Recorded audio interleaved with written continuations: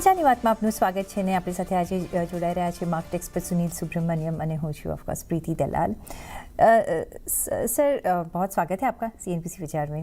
और मार्केट में हम जो अभी आज जो सिचुएशन देख रहे हैं पिछले काफ़ी दिनों से एक अनसर्टेनिटी तो बनी हुई है, हमने बहुत सारी बातें भी की है, लेकिन क्या लगता है कि ये एक साइलेंट वॉर की तरफ ये सिचुएशन जा रही है, वेस्ट एशिया वॉर की, और इसकी इफ़ेक्ट फिर हम कितना लॉन्ग टर्म देखेंगे अपने मार्केट्स पे, क्योंकि कोई भी यहाँ सिचुएशन सुधरती हुई नहीं दिख रही है। जैसे हमको लगता है कि यस अभी कुछ पॉजिटिव न्यूज़ आएंगे और ऐसा नहीं हो रहा है।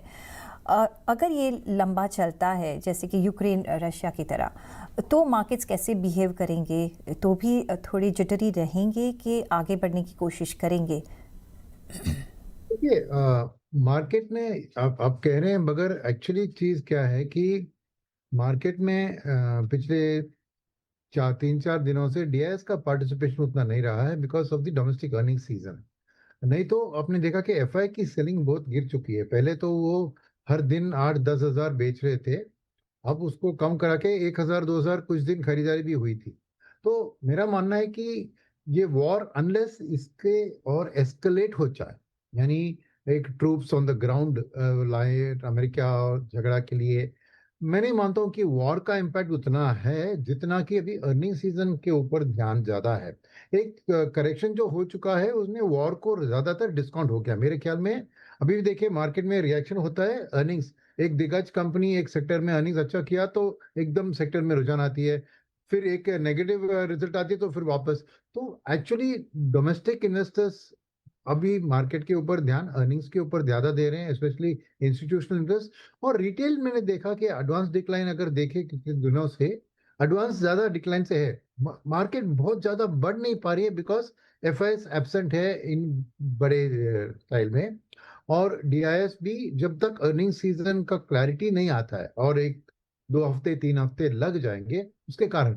वैसे तो बाहर वाला जो स्थिति है in terms of the geopolitics, मेरे ख्याल में एज लॉन्ग एज सिचुएशन ऐसी ही चलती जाए, then I don't see that वो बहुत बड़ा फर्दर डाउनसाइड रिस्क मार्केट के लिए है। मगर जैसे मैं कह रहा था कि एफआईएस की वापसी जरूरी है अगर मार्केट को और बढ़ना है, और उसके लिए वो क्लैरिटी डेफिनेटली हेल्प करेगा। मगर डीएमएफ और डीआईआईस जरूर अर्निंग सीजन की जैसे क्लैरिटी आती है वापस अपना पैसा लगाना शुरू करेंगे। तो मैं कहूँगा कि कॉशियस टोन में रहेगा मार्केट अप डाउन में, बट बहुत ज्यादा गिरावट ना बहुत सारी बढ़त की एक्सपेक्टेशन रहेगी कुछ दिन के लिए। एब्सोल्युटली, क्योंकि हमें पता नहीं चल रहा है कि आगे के नेक्स्ट मोमेंट पे क्या होगा, because you know every few hours situation change होती हुई हमें दिख रही है। लेकिन जैसे कि आपने कहा कि एक अभी जो रिजल्ट सीजन चल रहा है वो एक सेविंग ग्रेस है, और वो थोड़ा मार्केट को मोमेंटम दे रही है, और उसकी तरफ अभी अपना भी ध्यान थोड़ा जा रहा है। एज अ इन्वेस्टर ऑल्सो आप कैसे कहोगे कि ये रिजल्ट सीजन को देखना चाहिए, क्योंकि इसमें जो वॉर इफेक्ट है उतनी फैक्टर इन नहीं हुई होगी, जो हमको नेक्स्ट क्वार्टर में ज़्यादा थोड़ा क्लैरिटी आएगी। कैसे आपने अभी तक की रिजल्ट सीजन देखी है, और वो हिसाब से कहाँ आप निवेश करने के लिए आप सोचोगे, क्योंकि वैल्यूएशंस अभी इतने अच्छे हैं तो आपको ये भी यहाँ भी एक चूज एंड पिक करना पड़ेगा। देखिए, आईटी में बहुत मिक्स्ड है। कुछ विप्रो और एचसीएल का बहुत खराब रहे, मगर टीसीएस का ठीक था। तो और बैंक्स में देखे तो बाय एंड लार्ज बैंक का ठीक है, एफएमसीजी का अच्छा है, बट स्टिल अर्ली डेज है। इस अर्निंग सीजन के बेसिस पे निवेश की रणनीति तय करना मैं कहूँगा बहुत रिस्की है। तो अगर आपको निवेश करना ही है, मैं कहूँगा कि आप डाइवर्सिफाइड रहिए, सभी में थोड़ा थोड़ा डालिए, बट बड़ा पैसा अभी मत डालिए। बस वो क्लैरिटी की जरूरत है। देखिए, एक होती है अर्निंग्स की, जो आप कह रहे हैं कि अर्निंग सीजन माने इस क्वार्टर ऑन क्वार्टर और वाई ओ वाई, मगर फैक्टर क्या है कि क्या गाइडेंस देते हैं, वो मोर इंपॉर्टेंट है। बिकॉज इस क्वार्टर में ही आपको FY 26-27 का एक फॉरवर्ड पी का गणित होगा, क्योंकि फॉरवर्ड ईपीएस हर सेक्टर में रिवाइज होंगे because of the war situation, because of this. तो मैं कहूंगा कि अभी जल्दबाजी करके कोई सेक्टर को चुनना, मैं देख रहा हूँ कि लोग एक एफएमसीजी ने एक नेस्ले ने अच्छा दिया तो पूरा एफएमसीजी जाके खरीद रहे हैं। बैंक में किसी ने दिया तो जाके खरीद रहे हैं। तो वो बहुत नीजक रिएक्शन है। रिटेल निवेशकों को ऐसा नहीं करना चाहिए। उनको डालना है अक्रॉस ऑल सेक्टर्स। मैं कहूँगा थोड़ी-थोड़ी रकम, वेट फॉर द क्लैरिटी। अब ये कुछ रिजल्ट्स आए, उसके बेसिस पे पूरा सेक्टर के ऊपर कॉल लेकर जाके खरीदना, दो वैल्यूएशंस अट्रैक्टिव बन गए जैसे आप कह रहे हैं, पर फिर भी वैल्यूएशंस एक जो प्री अर्निंग सीजन की जो फॉरवर्ड ईपीएस थी उसके बेसिस पे अच्छा दिख रहा है, और कितना डाउनवर्ड रिविजन होगा इस ईपीएस के एक्सपेक्टेशन में वो देखना चाहिए। तो मैं कहूँगा थोड़ा सावधान रहना अच्छा है। अभी जाके एक स्ट्रॉन्ग सेक्टर कॉल नहीं लेने का वक्त है। Yes absolutely.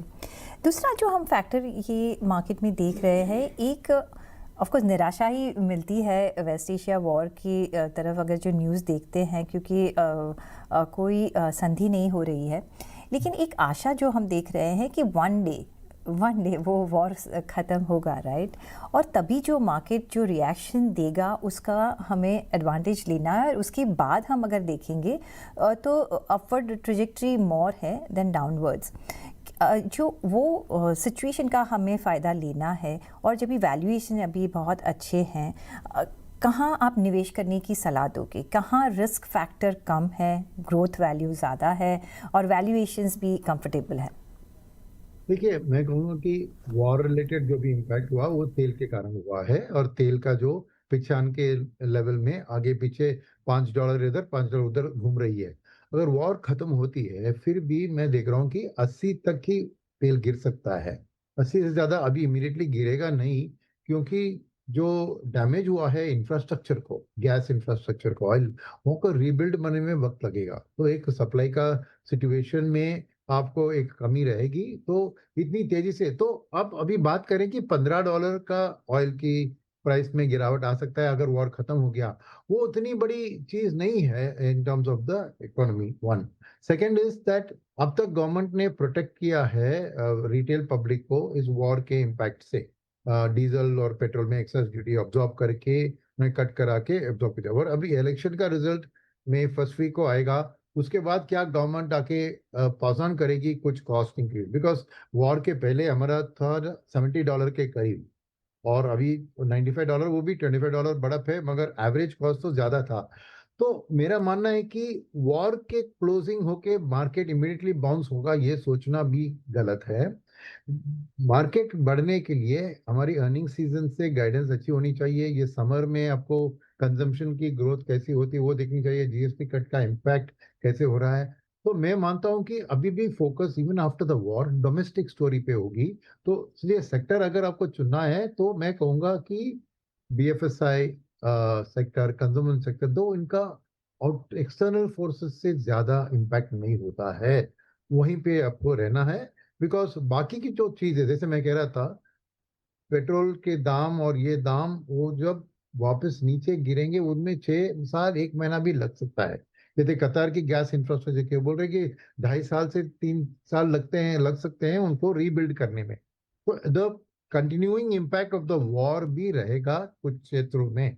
तो इसलिए उतना एक वॉर का एंड हो गया तो एक रिलीफ रैली तो बनेगी, मगर उसको सस्टेन करने के लिए ultimately back to focus on domestic and domestic earnings. तो डोमेस्टिक की स्थिति ऊपर ही फोकस रखना अच्छा होगा मेरे ख्याल में। तो नेचुरली उस हिसाब से देखें तो बैंकिंग, कंजम्पशन और कैपेक्स, ये 3 सेक्टर के साथ ही हमें रहना चाहिए from a medium term perspective. તો બેન્કિંગ, કન્ઝમ્પશન અને કેપેક્સ, યસ, આ ત્રણ એરિયાઝ છે જે આપણે મિડ ટર્મ માટે, મીડિયમ ટર્મ જો તમારે નિવેશ કરવું હોય તો અહીંયા આપણે નજર રાખી શકીએ છીએ, બિકોઝ આ એક શ્યોર શોટ છે જ્યાંથી બહુ આપણે नेगेटिव इफ़ेक्ट अत्याना नहीं जोई रहा। डोमेस्टिक कंजम्पशन की जैसे हम बात कर रहे हैं, और वो थीम हम बहुत दिनों से ये डिस्कस कर रहे हैं, क्योंकि गवर्नमेंट ने जो भी हमको यहाँ रिलीफ दी है, आगे जाके आपको लगता है कि ये स्टोरी आगे अभी बढ़ेगी क्योंकि मार्केट से इतने रिटर्न्स नहीं मिले हैं, सो समवेयर आपको लगता है कि वो पॉकेट पे थोड़ा प्रेशर डालेगा? क्योंकि अभी तक हम देखें तो आपने पहले ही कहा कि DIIs अभी थोड़े ठंडे हुए, may be for what ever reason, result season की वजह से, लेकिन कंजम्पशन स्टोरी आप कैसे देख रहे हैं? क्योंकि थोड़ा इन्फ्लेशन भी बढ़ता हुआ हम देख रहे हैं। मेरे ख्याल में देखिए, जीएसटी कट का इम्पैक्ट तो अभी पूरे कंज्यूमर में नहीं दिखा है। और इस समर में मैं मानता हूँ कि specially cooling related consumer durables जैसे refrigerator, air conditioner, air cooler, इनकी सेल्स जरूर आपको बढ़ती हुई दिखेगी। और अभी तक लोगों के ऊपर वो इन्फ्लेशन का असर अभी पूरा दिखा नहीं है, बिकॉज मैन्युफैक्चरर्स भी अपना प्राइसेस उतना ज्यादा इंक्रीज नहीं कर रही है तेल के दाम के इनपुट कॉस्ट के कारण। तो ये समर में मेरे ख्याल में वो थोड़ा मार्जिन पे ऊपर हिट लेंगे, मगर सेल्स को पुश करने की कोशिश करेंगे। और लोग भी अपना देखें तो क्रेडिट डिमांड, बैंकिंग रिजल्ट्स में क्या दिख रहा है आपको कि क्रेडिट ग्रोथ बहुत मजबूत है। क्रेडिट ग्रोथ कहाँ से आती है? एक तो कैपेक्स की स्टोरी से आपको एसएमई एमएसएमई की बोरोइंग से होती है। दूसरा हो रहा है कि कंजम्पशन में भी जो भी ड्यूरेबल्स या गाड़ी जो भी खरीदते हैं वो ईएमआई के बेसिस पे खरीदते हैं। तो मेरा मानना है कि इन्फ्लेशन का इफेक्ट और इंटरेस्ट रेट्स की थोड़ी फर्मनेस का इफेक्ट उतना लोगों को खर्चा करने से प्रिवेंट नहीं करेगी। और डोमेस्टिक कंजम्पशन, क्योंकि देखिए, दो प्रधानमंत्री ने कुछ हफ्तों पहले वार्न किया कि कोविड की तरह स्थिति आने वाली है, सावधान रहे, बट एक्चुअल रियलिटी में ऐसा नहीं हुआ है ना। किसी को उतना भयंकर असर अभी वॉर का एक रिटेल पब्लिक के ऊपर नहीं हुआ है। तो मेरा मानना है जब तक वो नहीं होता है, आपको कंजम्पशन का स्टोरी स्ट्रांग रहेगा। और लोग, और एफएमसीजी के नंबर्स भी देखे, अच्छी खासी ग्रोथ दिख रही है एफएमसीजी, और रूरल ग्रोथ भी रिवाइवल में दिख रही है। तो मेरा मानना है कि अभी तक वो उसका एक थर्ड डिग्री इम्पैक्ट वॉर का in terms of the public के मूड उसके ऊपर नहीं आया है। तो उतना चिंता करने की जरूरत नहीं है मेरे ख्याल में। और सेल्स के नंबर्स शायद अच्छे आ सकते हैं ड्यूरिंग द समर। हम्म। साथ में अगर हम जैसे आपने कहा कि बैंकिंग और फाइनेंशियल सर्विसेज और पूरा फाइनेंशियल मार्केट पे अभी हम ध्यान दे सकते हैं, लेकिन अब जैसे हमने देखा कि यहाँ पे थोड़ी डिस्पैरिटी है पूरे सेक्टर में। PSU बैंक्स की स्टोरी तो हमने बहुत अच्छी देखी है, जैसे नंबर्स आए हैं, उसके पहले अपडेट्स आए थे, एक बहुत सारे प्रॉमिसिंग थे। प्राइवेट सेक्टर बैंक्स में थोड़ी डिस्पैरिटी है, और अगर हम NBFCs में अगर देखें तो वहाँ भी थोड़ा ऊपर नीचे हम देख रहे हैं। जो चूज़ और सेलेक्ट करना है तो आप कौन से वर्टिकल में अभी यहाँ ध्यान रखोगे from the point of view of the results और जो बैकबोन है अपना बैंकिंग सेक्टर? मैं समझता हूँ कि शॉर्ट टू मीडियम टर्म में प्राइवेट सेक्टर बैंक और एनबीएफसी में ज्यादा आपको एक अच्छी credit growth from the retail side. Consumption की जो स्टोरी होती है, ईएमआई बेस्ड स्टोरी होती है, वो ज्यादातर प्राइवेट सेक्टर प्लेयर आगे होते हैं। मगर मीडियम टर्म में आपको कैपेक्स की रिवाइवल के साथ एमएसएमई और एसएमई लेंडिंग में पीएसयू बैंक्स आगे रहेंगे। तो मैं मानता हूँ कि अगले 6 महीने में आपको प्राइवेट सेक्टर बैंक अच्छी एक टॉप लाइन ग्रोथ उनकी दिखेगी in terms of credit growth. और थोड़ी बहुत उनके डिपॉजिट के ऊपर प्रेशर्स है जरूर, मगर वो रेट्स को बढ़ाकर या अदर सोर्सेज ऑफ फाइनेंसिंग को एक्सेस कर कर थोड़ा निम्स में प्रेशर रहेगा। मगर ओवरऑल प्रॉफिट बढ़ेगी उनकी, क्योंकि लोन बुक अच्छी बढ़ेगी। तो प्राइवेट सेक्टर बैंक और एनबीएफसी, बट क्वालिटी होना चाहिए, क्योंकि ओवरऑल एनपीए लेवल्स तो ठीक ठाक है, तो सबकी कोई चिंता नहीं है एनपीए के लेवल्स में। मगर पीएसयू बैंक्स में स्टोरी थोड़ी मीडियम टर्म है, क्योंकि वो एमएसएमई और एसएमई में जो सप्लायर्स ऑफ कैपिटल गुड्स है और प्राइवेट कैपेक्स की स्टोरी में खेलते हैं, वहां पर मैं मानता हूं कि उनके लिए और डिपॉजिट का प्रेशर भी उतना मैं नहीं देख रहा हूं, बिकॉज उनका खासा बुक बेहतर होता है कंपेयर टू प्राइवेट सेक्टर।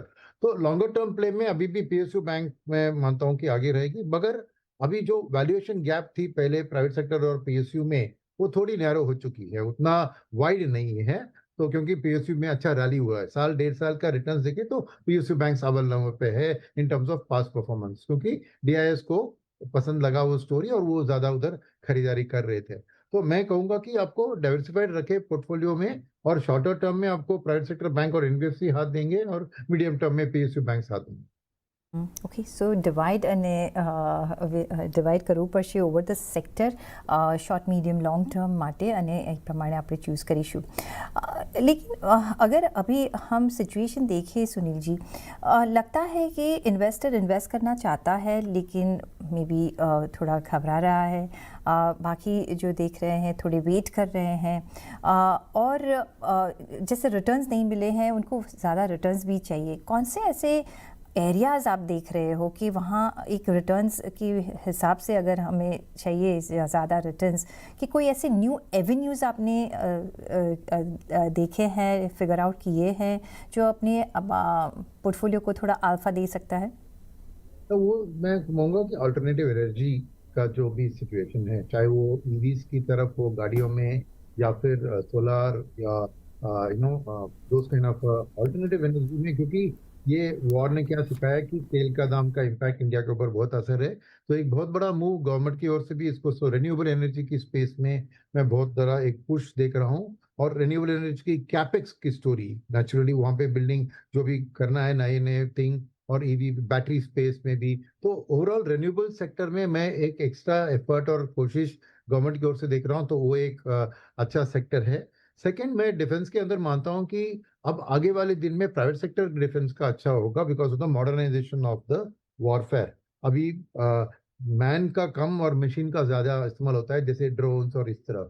तो वहां पे इंडिया एक्चुअली हमने स्ट्रेंथ दिखा दिया है ड्यूरिंग द ऑपरेशन सिंदूर, और अब वर्ल्ड में ही ऐसी स्थिति बन रही है, तो export based demand private sector defence के लिए बहुत तेजी से बढ़ते हुए देख रहा हूँ। तो वहां पे मैं मानता हूँ कि एक ऑलरेडी जो लिस्टेड प्लेयर्स है वहां पे, बट नई इश्यूएंसेस भी बहुत आएंगी, नई आईपीओस भी उस स्पेस में आएगी, तो उसमें भी ध्यान आप दे सकते हो in terms of the defence में, प्राइवेट सेक्टर डिफेंस का। वो दूसरी एक इमर्जिंग एरिया मुझे देख रही है। थर्ड इज के ये होल डेटा सेंटर की प्ले, बिकॉज गवर्नमेंट ने भी 2047 तक डेटा सेंटर को टैक्स फ्री दिया है, और इस होल एआई के थिंग में वो डेटा सेंटर के लिए इंडिया के पास क्या है, जनशक्ति है। We have lot of people to employ in the data centre. तो डेटा सेंटर जैसे सेटअप होते हैं उसमें एक तो पावर की रिक्वायरमेंट होगी, सेकंड होगी रियल एस्टेट सेक्टर के लिए, because they need large parcels of land to build the data centre. तो वो रियल एस्टेट सेक्टर के थ्रू भी आप प्ले सकते करते हो इस होल डेटा सेंटर बूम, जो मैं मानता हूँ कि अगली बिग स्टोरी है इंडिया के लिए, क्योंकि वर्ल्ड ओवर जो जरूरत है उनको एक बड़ी डेटा सेंटर सेटअप करने के लिए, इंडिया उसमें अपना पोजिशनिंग अच्छा कर रही है। तो ये मैं बोलता हूँ कि एक आपने नई क्षेत्र सोचा। बट जब मैं सेक्टर का नाम ले रहा हूं, आपको पूरा 360 डिग्री व्यू से देखना है। जैसे मैंने कहा कि अल्टरनेटिव एनर्जी या रिन्यूएबल एनर्जी में पहले रिन्यूएबल एनर्जी का कैपेक्स होगा, तो कौन तैयार है उस कैपेक्स को एग्जीक्यूट करने के लिए, उन कंपनियों पे ध्यान देना चाहिए। सिमिलरली डेटा सेंटर को क्या जरूरत है, ऑब्वियसली पावर की जरूरत है, मगर उसके अलावा एक अच्छी रियल एस्टेट इसमें इसको भी जरूरत है। तो ओवरऑल ये स्टोरी को रखकर आप एक 360 रिव्यू लेकर देंगे, ये इमर्जिंग स्टोरी है देश के लिए, जहां पर आप फोकस कर सकते हो। जी, साथ में अगर हम देखें अभी मार्केट में, तो जैसे कि हमने पहले वैल्यूएशन की बात की, अ, अगर हम नया निवेश कर रहे हैं तो आप स्मॉल कैप ब्रॉडर मार्केट्स पे रादर कैसे अप्रोच रखोगे, वहाँ अभी निवेश करोगे कि नहीं, क्योंकि यहाँ बिट्स एंड पीसेस में वैल्यूएशंस अट्रैक्टिव है। लार्ज कैप की अगर हम कंपैरिजन करें तो इतने वैल्यूएशन यहाँ आपको लगता है कि अट्रैक्टिव हो गए हैं? देखिए, वैल्यूएशंस में ऊपर उतना ध्यान नहीं दूंगा, बिकॉज अल्टीमेटली हमारी वैल्यूएशंस हम अपना लॉन्ग टर्म एवरेज के साथ कंपेयर करके बता रहे हैं, मगर उसमें दो प्रॉब्लम्स है। एक मैंने कहा ना कि फॉरवर्ड 1 ईयर फॉरवर्ड पी का अभी किसी को क्लैरिटी नहीं है, अंटिल ये कंपनियों की अर्निंग्स आ जाए और फॉरवर्ड गाइडेंस को गणित किया जाए, और क्या ईपीएस हर कंपनी अगले साल के लिए दे सकती है, उसके बेसिस पे इंडेक्स का ईपीएस फॉर्म होगा, और फिर एक 1 ईयर फॉरवर्ड पी की clarity by the end of the earning season ही मिलेगी। तो उस 1 ईयर फॉरवर्ड पी के हिसाब से क्या मार्केट चीप है या सस्ते या महंगे हैं, वो देखना जरूरी है। तो अब वैल्यूएशंस को देखना कोई टाइम वेस्ट ऑफ टाइम है, क्योंकि we don't have any clarity on the future earnings. Second, जितना भी हमारी वैल्यूएशन सस्ते हमें लगे, फॉरेनर एफआईआईएस के लिए वो इंडिया का वैल्यूएशंस को इंडिया के लॉन्ग टर्म एवरेज से नहीं कंपेयर करते हैं। वो इंडिया के वैल्यूएशंस को कोरिया के, ताइवान के, चाइना के, अमेरिका के, ब्राजील के, रशिया के, उनके लिए वो एक इमर्जिंग मार्केट इंडेक्स में जितने भी कंट्री शामिल है उनके हिसाब से देखते हैं कि क्या कौन सी कंट्री की वैल्यूएशन सही है रिलेटिवली। और वहां हम देखें तो यस, लग रहा है कि लॉन्ग टर्म हमारी इमर्जिंग मार्केट इंडेक्स के खिलाफ हम प्रीमियम में चल रहे हैं, मगर लॉन्ग टर्म प्रीमियम एवरेज था 64% 10 साल का अगर देखें, अब हम 55 से नीचे 53 की ओर वहां पर ट्रेड कर रहे हैं। मगर वो आपको सस्ता लग रहा है, मगर उसमें क्या है कि ग्रोथ कंट्रीज जैसे ताइवान, कोरिया, ये चाइना, ये सब एआई के ऊपर ग्रो कर रही है और हमारे देश में अभी भी एआई ड्रिवन का ग्रोथ का कोई संभावना नहीं है।